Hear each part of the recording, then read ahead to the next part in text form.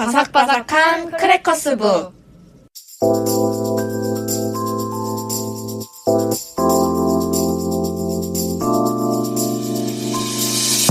안녕하세요, 지연 작가입니다. 요즘 날씨가 좋다 보니 벤치에 앉아 생각할 시간이 많아졌는데요. 그 덕분에 책에 대한 구상을 많이 하게 됩니다. 오늘은 저희가 좋아하는 출판사의 편집장님을 모셨는데요. 함께 들어보겠습니다. 시작합니다.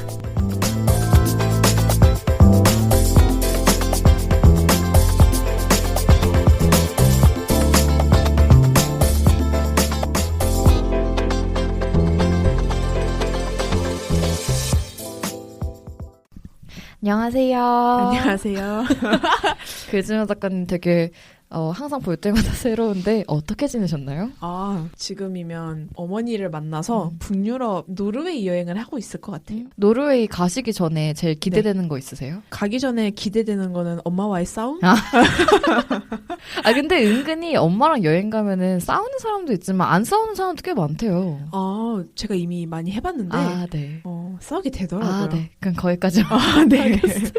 네, 갔다 와서 뭐 책으로든 어느 방식으로든 이야기를 한번 풀어보겠습니다. 좋습니다. 네, 지연 작가님은 어떻게 지내셨어요? 네, 저는 개정판이 네. 이제 다시 나왔잖아요. 네. 그래서 여기저기 택배 보내고 방문 입고를 조금씩 하고 있는데 지연 작가님이 약간 발로 뛰는 느낌이 있잖아요. 네, 행복하게 살고 있습니다. 그러면 지연 작가님이 네, 오늘의 게스트 소개를 해드릴까요? 저희가 크래커스북을 시작할 때 유성우들의 책 이야기라는 옛날 이름으로 시작을 할 때 저희가 진짜 불과 1년 전이에요. 오랜만이네요. 네, 유성우들의 책 이야기로 시작을 했었죠. 네. 네, 그때도 저희가 정말 꿈에 맞지 않던 쪽프레스 출판사 에디터님을 저희가 오늘 모셨습니다. 게스트로 모셨습니다. 네. 안녕하세요. 네, 안녕하세요. 김미래입니다. 정말 너무 반가워요, 에디터님. 네, 너무 황송하게 환대해 주셔서 너무 고맙습니다. 아닙니다. 아니에요. 너무 저희가 팬이어가지고 네. 저는 작년에 깨끗하고 밝은 마켓이라는 쪽프레스 출판사의 스튜디오에서 하는 마켓을 가기도 했었는데 너무 좋더라고요. 재밌는 작가님도 너무 많이 계시고 너무 팬입니다. 네, 그때 양일간 열렸던 행사인데 네. 분 중 한 분인 것 같아요. 100분의 1 좋아해 주시는. 그러면 저희가 전통이 있는데 네. 1년 전통이 있는데요. 네. 게스트님이 오늘의 주제를 읽어주시거든요. 네, 별거 네네네네. 아닙니다. 네, 별거 아니죠? 네네. 이번 주제는 우리가 출판 시장에 있을 수 있는 이유입니다. 제목에서도 그렇듯이 저희가 참 많은 생각을 하게 되는 그런 그쵸. 주제이기도 하죠. 네, 그러면 간단하게 아니고 장황하게 길게. 하셔도 네. 됩니다. 네, 쪽프레스 너무 어려운데. 출판사 소개해 주실 수 있을까요? 네네네. 미래 에디터님? 일단 쪽프레스는 5년 전에 야심차게 좀 경쾌하게 지은 이름이어서 네. 지금 계속 얘기할 때 약간 부끄럽기도 한데 그때 너무 아닙니다. 귀엽다고 생각했는데 네. 5년째 계속 쪽프레스입니다 하면은 약간 기성출판이나 대형 서점에서는 뭐 쪽프레스요? 쪽프레스? 막 되게 못 알아들으시고 네, 그 이름에서 풍겨나오는 그런 유비의 이미지가 계속 있는 것 같아요. 일단 쪽프레스는 방금 말씀드렸듯이 한 만 4년 정도 활동한 출판 그룹이고요. 네. 보통 저희가 책을 안 읽고 책을 다들 뭐 가볍게 읽고 싶으니까 만들었다고 생각하시는 분들도 있는데 오히려 책이라는 거를 되게 좋아해서 네. 되게 단편이나 짧은 문장들도 곱씹어서 읽어도 그런 완결성을 느끼면서 하나의 완결된 독서가 될 수 있다고 생각하기 때문에 한쪽의 의미를 되게 크게 두고 있는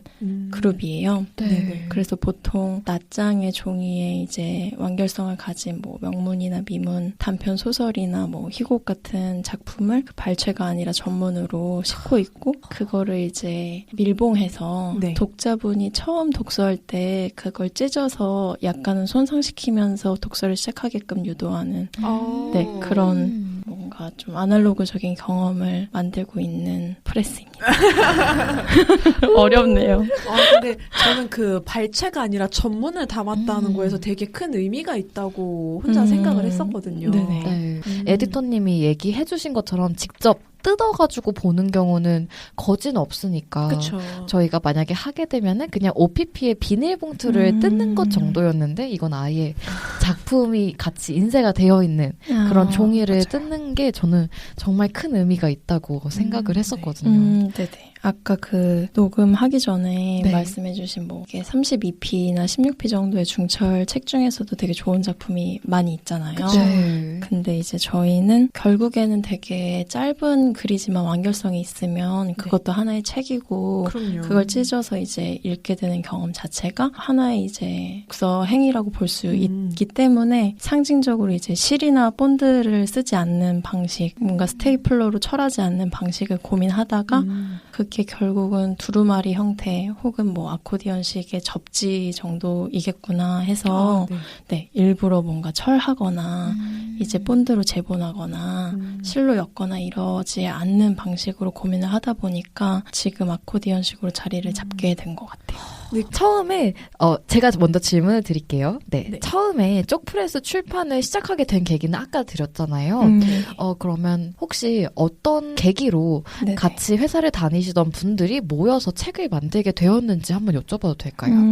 네. 일단 저희가 다 출판사에서 모인 멤버들인데 네. 그러다 보니까 디자이너도 있고 뭐 기획자, 편집자 있다 보니까 우리 멤버면은 책이라는 거를 완성도를 높여서 만들 수는 있겠다. 그러니까 지금 숙련된 기술을 쌓고 있으니까 네. 그런 마음은 있었는데 회사에서 이제 좋아하고 정례화된 출판 작업을 하다 보면 우리가 조금 재미있는 형태로 뭔가 그런 책의 전통적인 방식을 깨면서 만들기는 어렵기 때문에 그쵸. 되게 재미있는 거를 출판의 방식으로 해보고 싶었어요. 예를 들면은 책을 만드는데 책이라고 보기 어려운 걸 만든다던가 우와. 네. 네. 그래, 아니면 뭐 굿즈나 이제 펜시 같은 것인데 그게 어떤 내용이나 선형적인 이야기를 담고 있어서 그걸 하나의 책으로 볼 수 있다던가 이런 형태를 되게 고민을 많이 했어요. 왜냐하면 그냥 이것저것 만드는 거 좋아하고 만나서 뭐 마켓도 다니고 전시도 다니고 하다가 우리가 이런 거 만들어봐도 되겠다 이런 생각을 하게 됐던 것 같아요.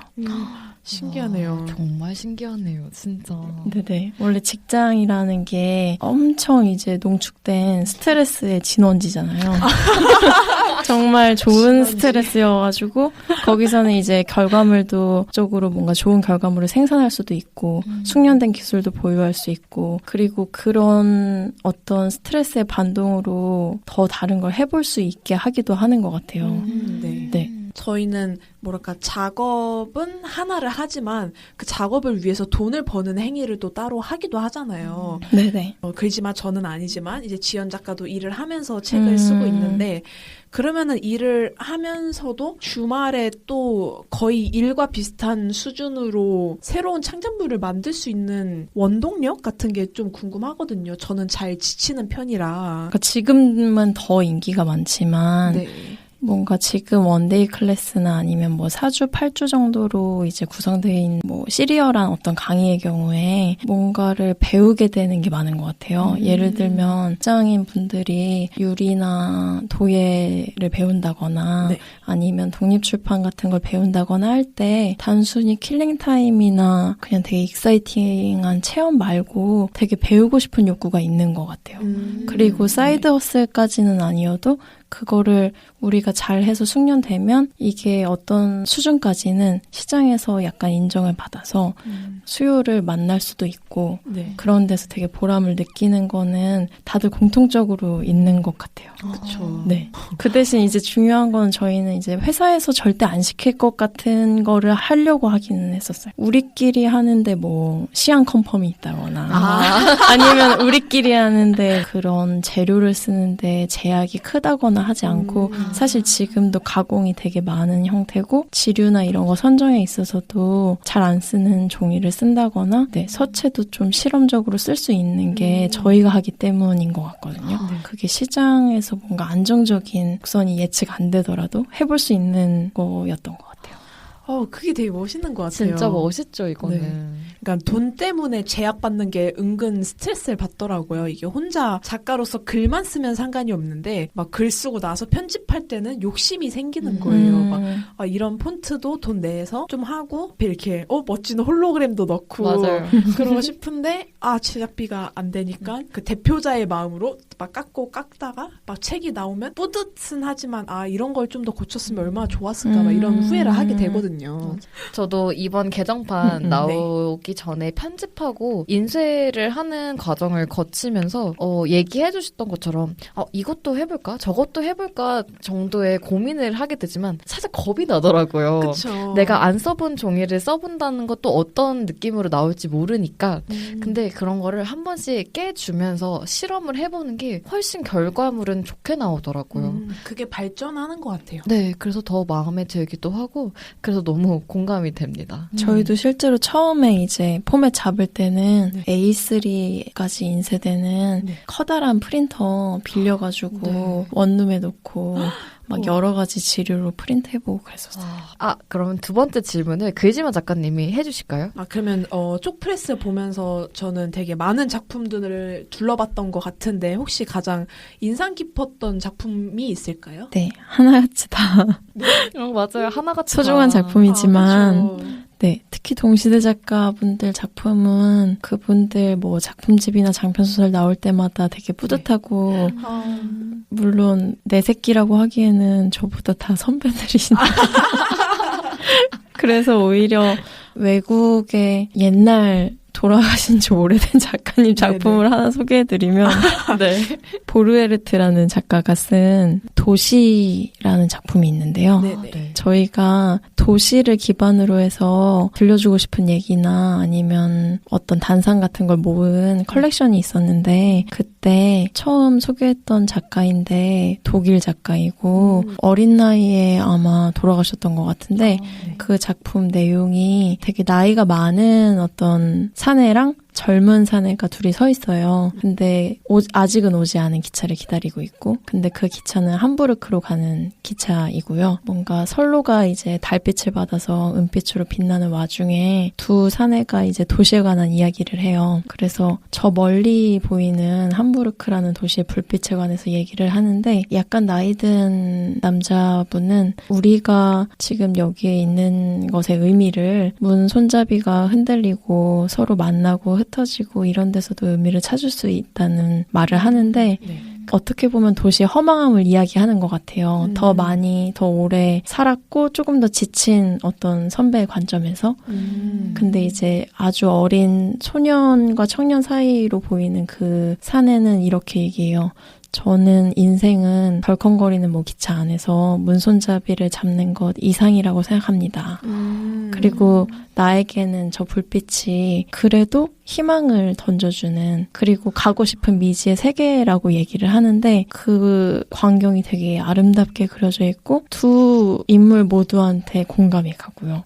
그쵸. 네. 그래서 마지막에 아마 이제 여기서 헤어지죠 이러면서 악수를 하면서 헤어지는데 함부르크라고 2번인가 3번 이렇게 약간 읊조리면서 외치듯이 얘기하면서 글로 떠나겠다고 하면서 가거든요. 떠나는 쪽이 혹시 청년이 이제 도시로 가는 거죠. 아마 거기에는 되게 많은 시련이나 이런 것도 그쵸. 기다리고 있겠지만 되게 그걸 보면서 제 친구들이나 아니면 처음 만난 독자분들이 너무 많이 위로를 얻었다고 해야 되나? 약간 너무 감상적이지 않으면서도 짧은 문학이지만 삶에 대한 동경이랄지 아니면 되게 건강한 에너지라는 거를 느낄 수 있게 해준 작품이어서 제가 지금 발췌나 이런 적어온 게 아니라서 줄거리가 좀 미흡할 것 같긴 한데 되게 좋았던 단편이 있었어요. 좋은 책 추천 너무 감사드립니다. 감사합니다. 저희가 예상했던 약간 당황스러우실 수도 있는 질문이라고 생각을 하고 드렸는데 너무 이렇게 여운을 남겨주셔서 저희가 당황스러워서 지금 활동 중인 한국 작가분들로 하지 못한 게 아쉽지만 우열을 가릴 수가 없어요. 네, 그러니까요. 하나같이 소중한 작품이라고 말씀해 주셨으니까. 네, 다음 질문을 지연 작가님이 하시죠. 네, 제가 할게요. 책을 출간하시기 전에 작가들이나 작품 선정에 대한 기준이 있나요? 이거는 당연히 주관적인 기준이긴 할 텐데 저희가 아까 도시 컬렉션이라고 했었잖아요. 보통 이제 5권에서 15권까지 짧은 책들을 내다 보니까 그걸 묶어주는 키워드가 있어요. 근데 네. 그 키워드를 봄이 오니까 봄으로 하자 해서 하는 게 아니라 일단 한두 개의 단편이 굉장히 좋고 그게 마음이 끌릴 때가 있잖아요. 네네. 그럼 거기에서 키워드를 추출해요.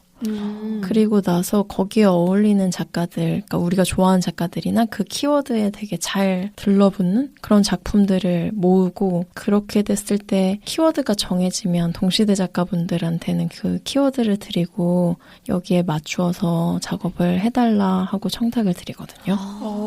네네. 신기하네요. 네, 그래서 예전 작품 같은 거는 오히려 키워드를 정하는 데 도움을 주는 역할을 한다면, 이제 그 키워드가 정해지고 나면은 이제 동시대 작가분들이랑 소통하는 그런 연결고리가 되는 방식이에요. 되게 좋네요. 정말 좋은데요? 네. 약간 그런 느낌 아니에요? 옛날에 성균관 뭐 시험이 있으면 나이 드신 분들이 문제 출제하면 젊은 사람들이 약간 글로 배틀 붙었을 때 이거 좋다. 약간 이런 감동하는 느낌? 네. 그래서 되게 좋은 게 여기 답변이 되는 건지는 모르겠는데 예를 들어 뭐 밤이나 도시라고 했을 때 방금 소개드린 것처럼 되게 감수성이 깊으면서 막 인생을 논하는 것 같기도 한 그런 작품들을 동시대 작가분들이 쓰기는 어려워요.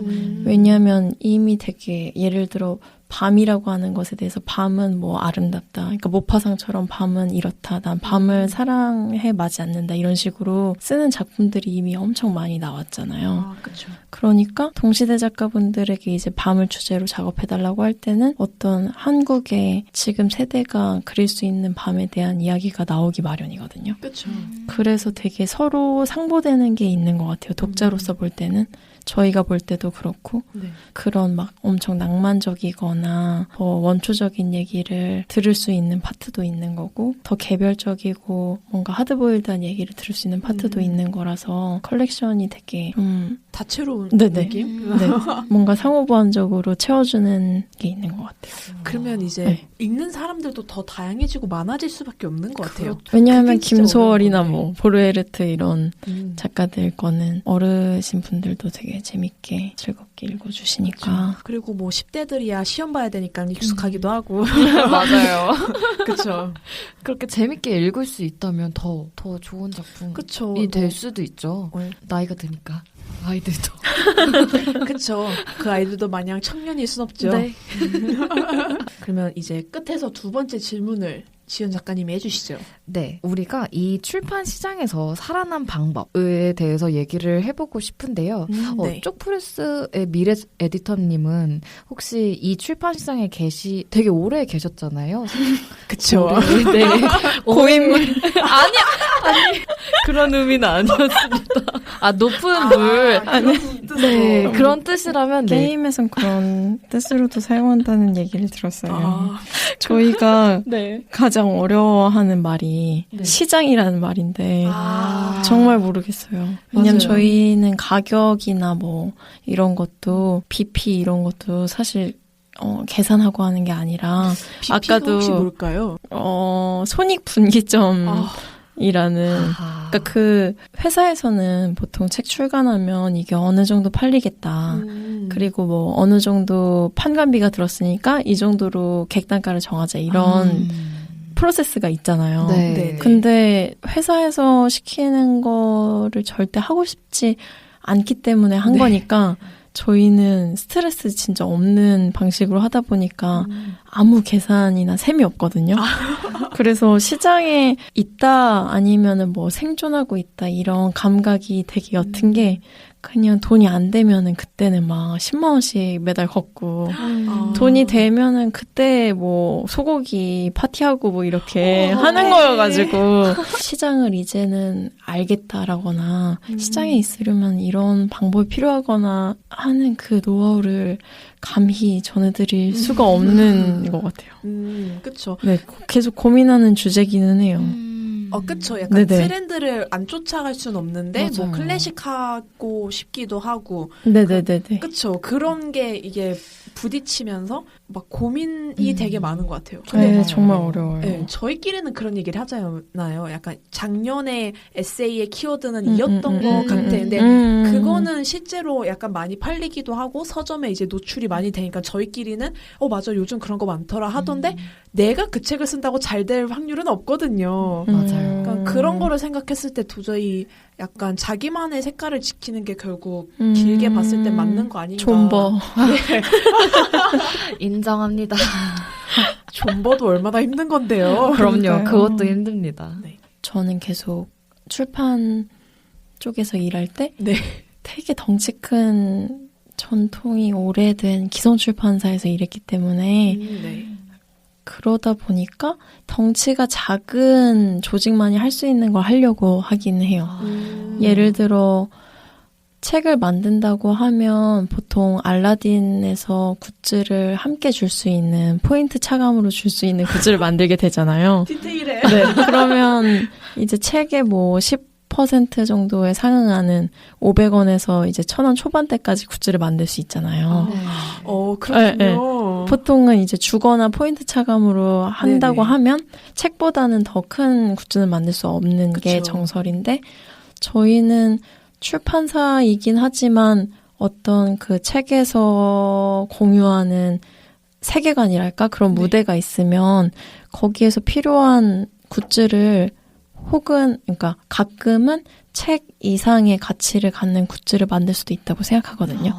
예를 들면 저희가 두꺼운 책 중에 이제 나이트 피셔라는 그 그래픽 노블을 냈었는데 얼마 전에 그게 하와이 배경에 뭔가 밤 낚시를 하는 이제 어린 소년들이 나오는 얘기였고 네. 그렇게 되면 하와이나 해변이라는 이미지가 줄 수 있는 거 그리고 그 늦은 밤이라는 되게 어두운 블루 컬러로 만들 수 있는 굿즈가 뭘까라고 하면 그냥 줄 수 있는 거는 뭐 책갈피나 이런 거에 한정되지만 되게 큰 비치 타월 같은 거를 만들어 볼 수도 있고 저희만 딱 한정해서 쓸 수 있는 네 그런 거는 덩치가 작은 그룹밖에 하지 못하는 거니까. 그렇죠.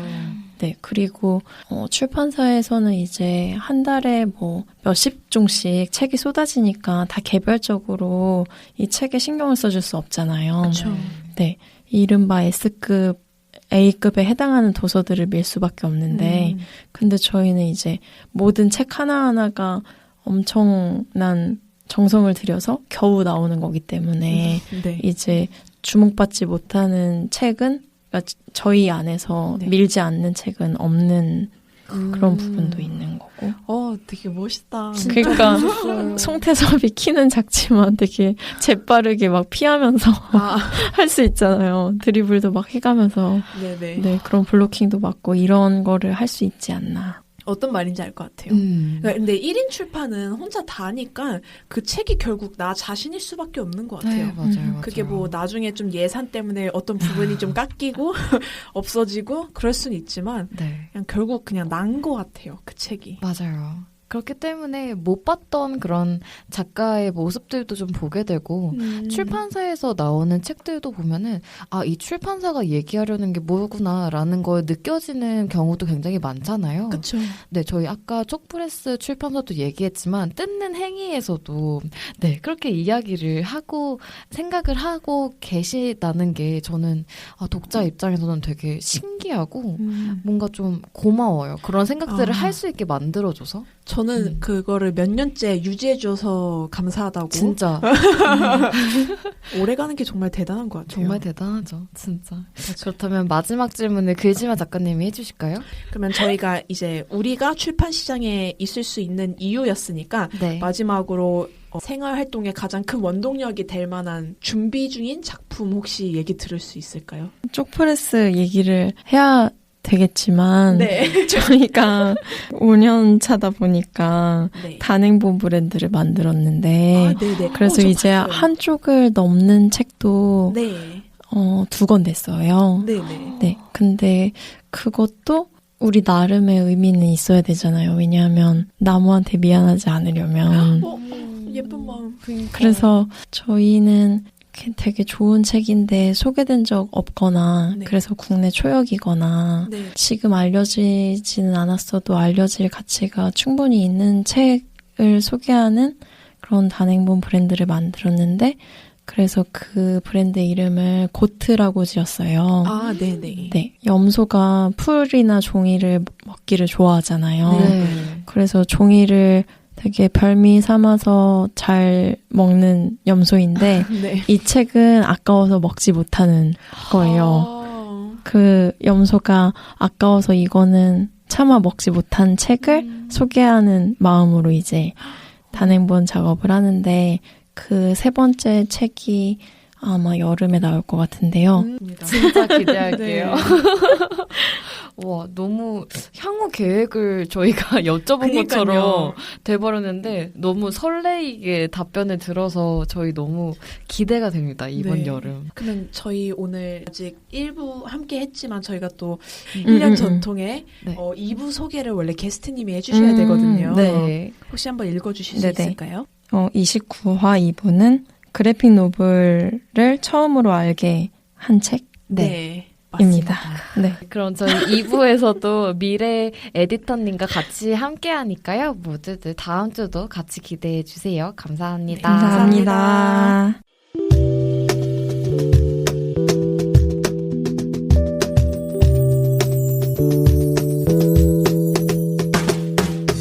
우리가 출판을 혹은 책을 계속 찾는 이유는 다양하지만 제일 큰 이유는 책이 좋아서겠죠. 하나부터 열까지 섬세한 과정을 거친 책이라는 존재가 새삼 대단하게 느껴집니다. 앞으로도 계속 책의 많은 의미들을 찾아보아야겠어요. 다음 주에 만나요. 크래커스북이었습니다.